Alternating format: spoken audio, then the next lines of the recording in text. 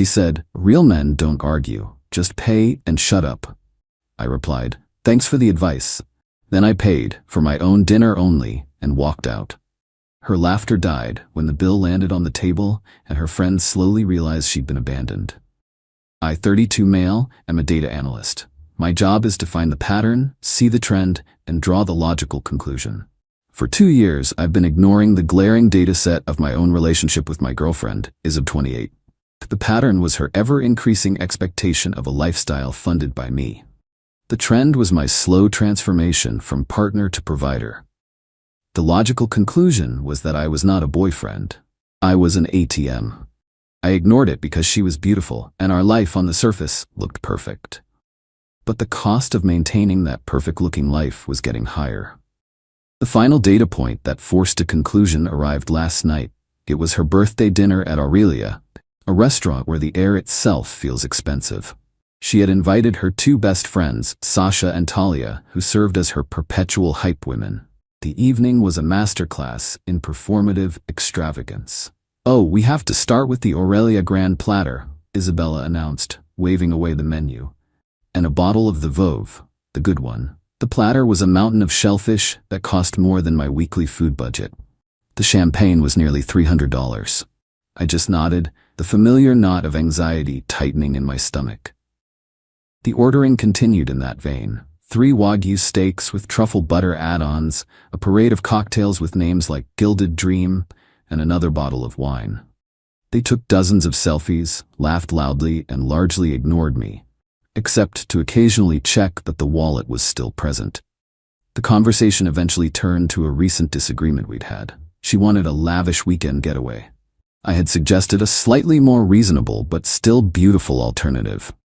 Isabella recounted this to her friends with a dramatic eye roll. "Can you believe it? He actually wanted to argue about the budget," Sasha gasped theatrically. "No. The whole point of a man is that he handles things. You shouldn't have to worry about that." "That's what I told him," Isabella said. She then turned to me, a condescending smirk playing on her lips, and delivered the line that would detonate our relationship. "You have to learn, Liam. Real men don't argue about money. They just pay and shut up." Sasha and Talia howled with laughter.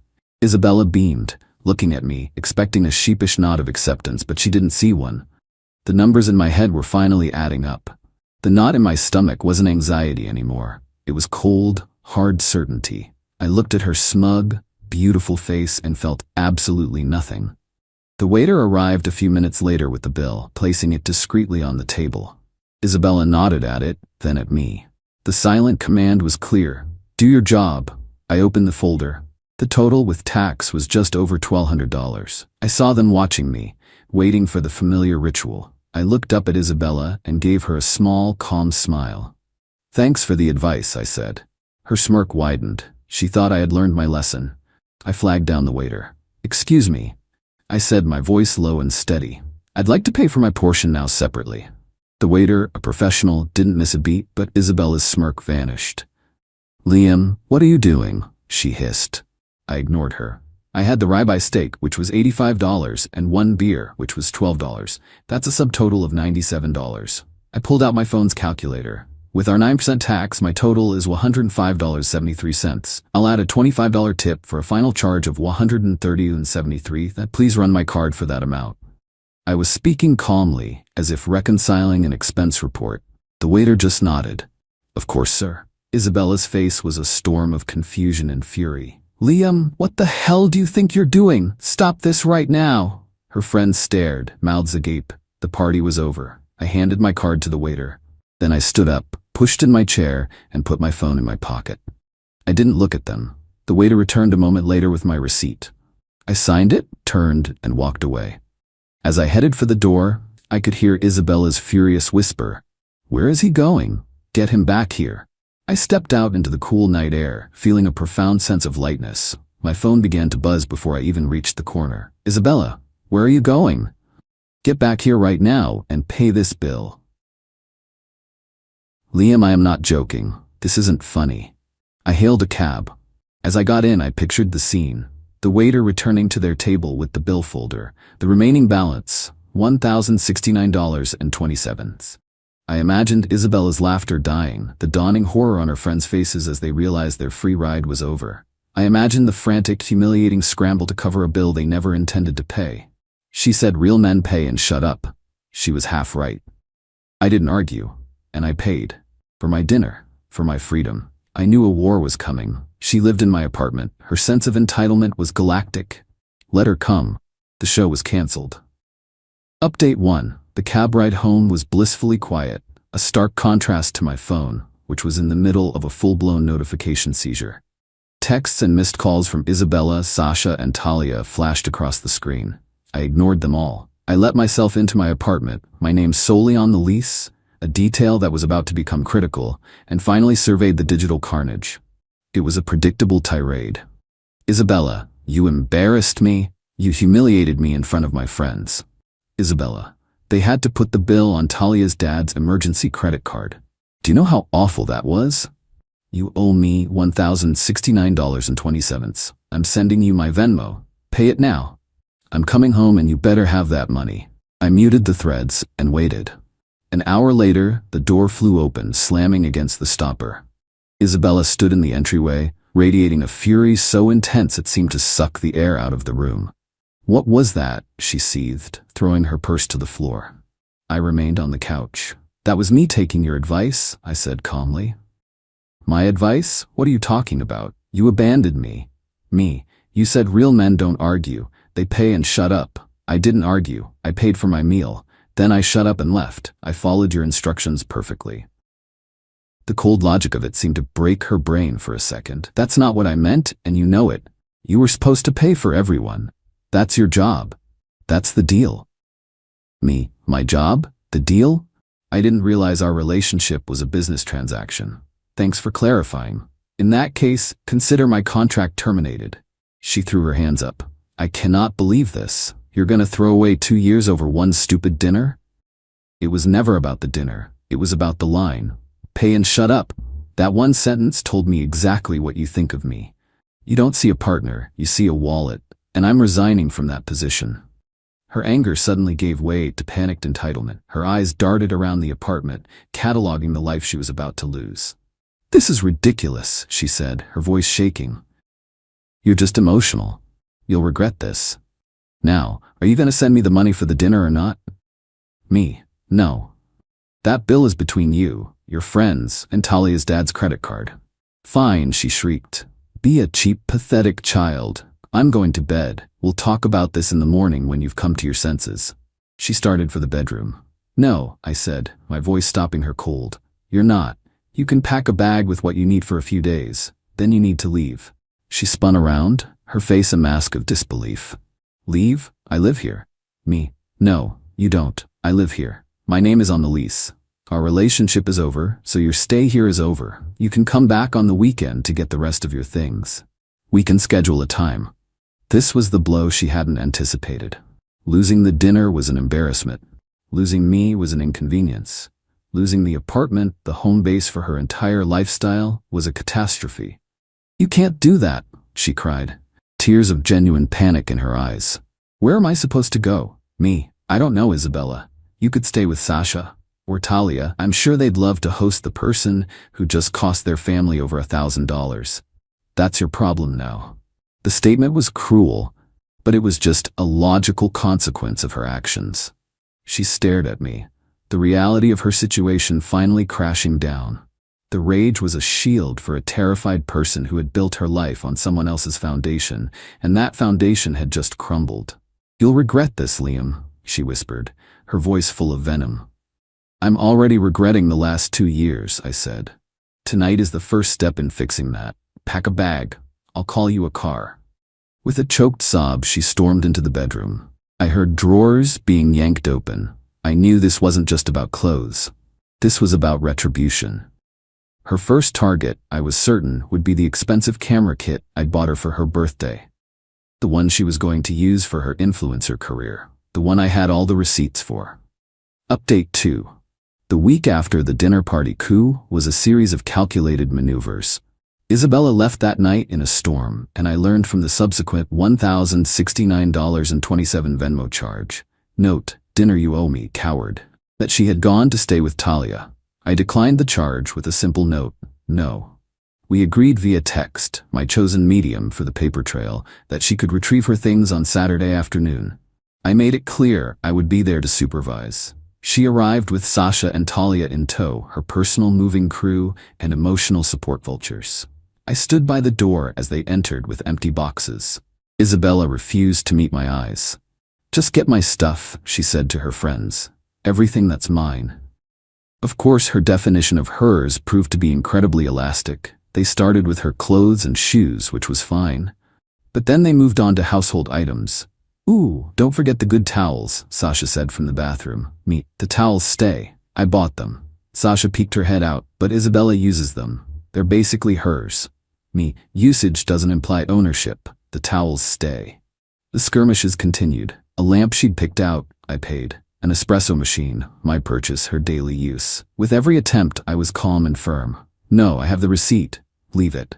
Their frustration mounted. They were trying to punish me by stripping the apartment bare. Then came the main event.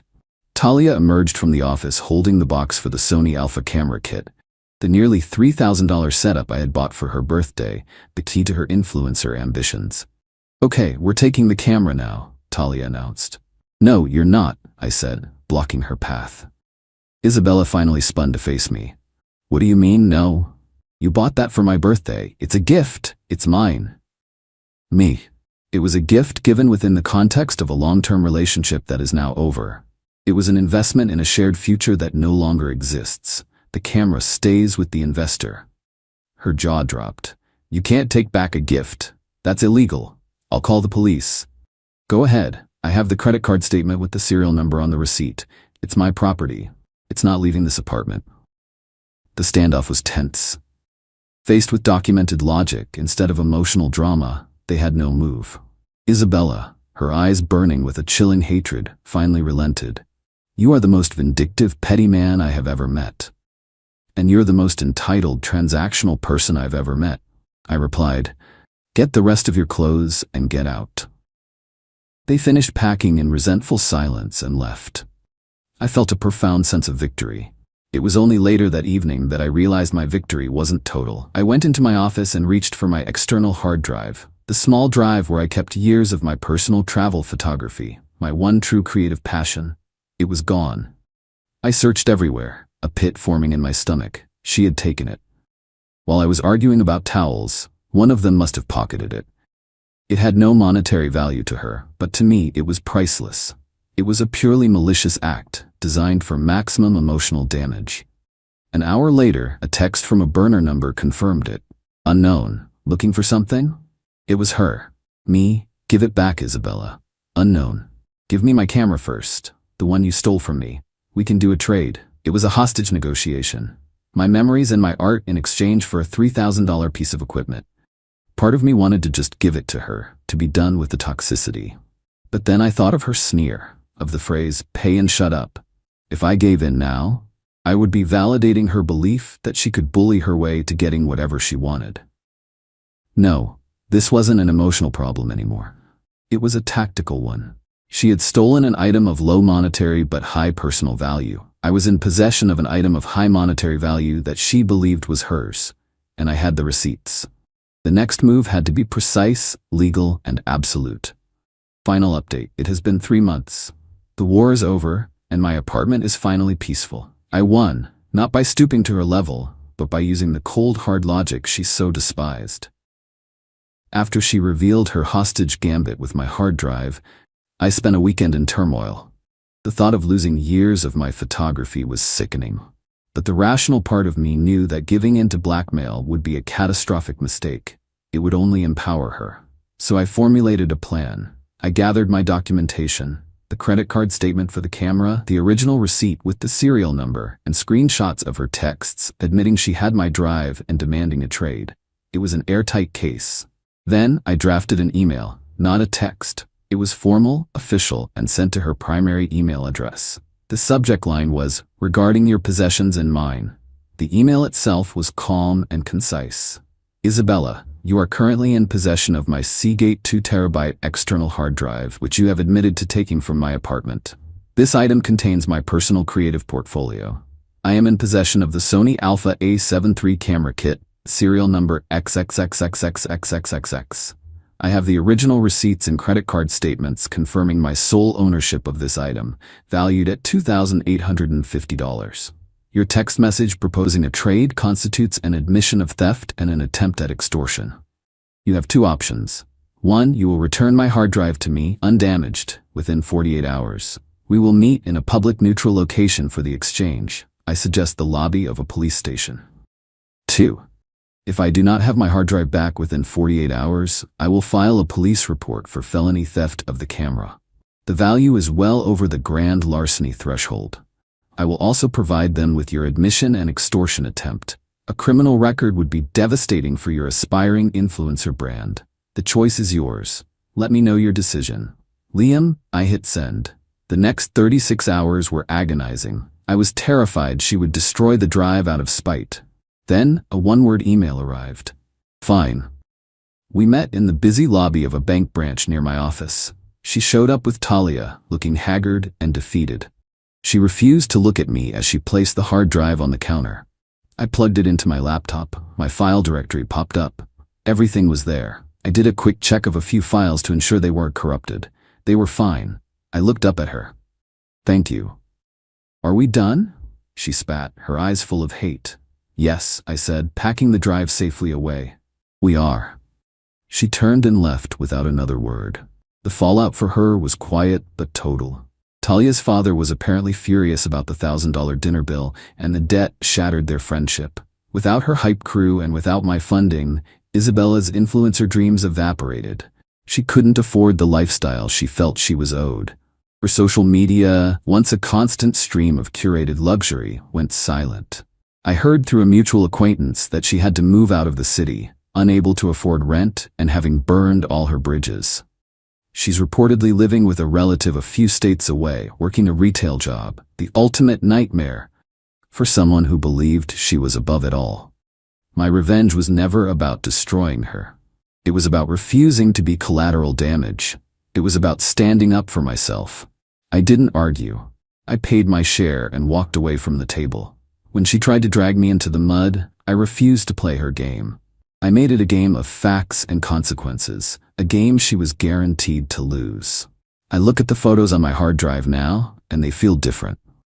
They're a testament to the life I had before her and a roadmap for the life I'm building now. A life where I don't just pay and shut up.